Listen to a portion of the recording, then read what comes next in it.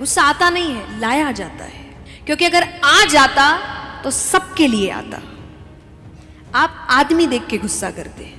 जहां आपको पता है मुझसे कमजोर है या मेरा अपना है, जिसको मैं प्यार से बाद में मना लूंगा, आप वहीं गुस्सा करते हैं।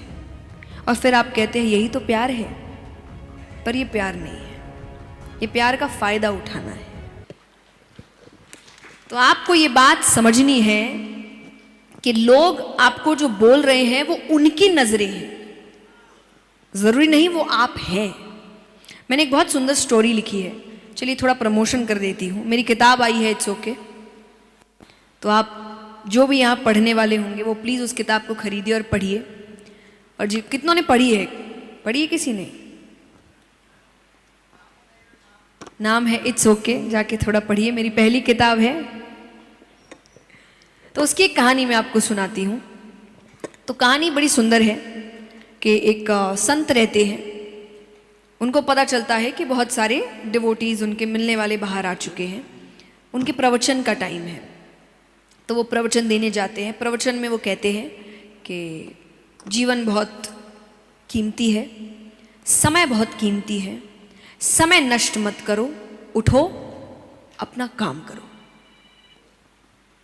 सिंपल बातें हैं एकदम, और कोई स्पेसिफिक किसी एक के लिए कुछ बोला नहीं गया है। ये बोला, फिर उसके बाद और प्रवचन हुआ, उसके बाद वो उठ के जाने लगे। तो थोड़ी दूर गए हैं कि एक व्यक्ति आता है, उनके चरण को छूता है और कहता है महाराज जी थैंक यू सो मच, मैं भूल ही गया था, मेरी एक ज़रूरी मीटिंग है।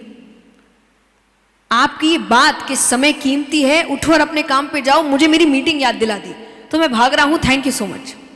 महाराज जी ने कहा ठीक है।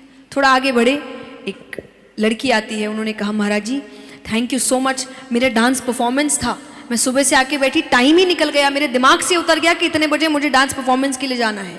जैसे ही आपने बोला कि समय कीमती है, उठो अपने काम पे जाओ, मुझे तुरंत याद आया कि मेरा परफॉर्मेंस है, थैंक यू सो मच। ठीक है।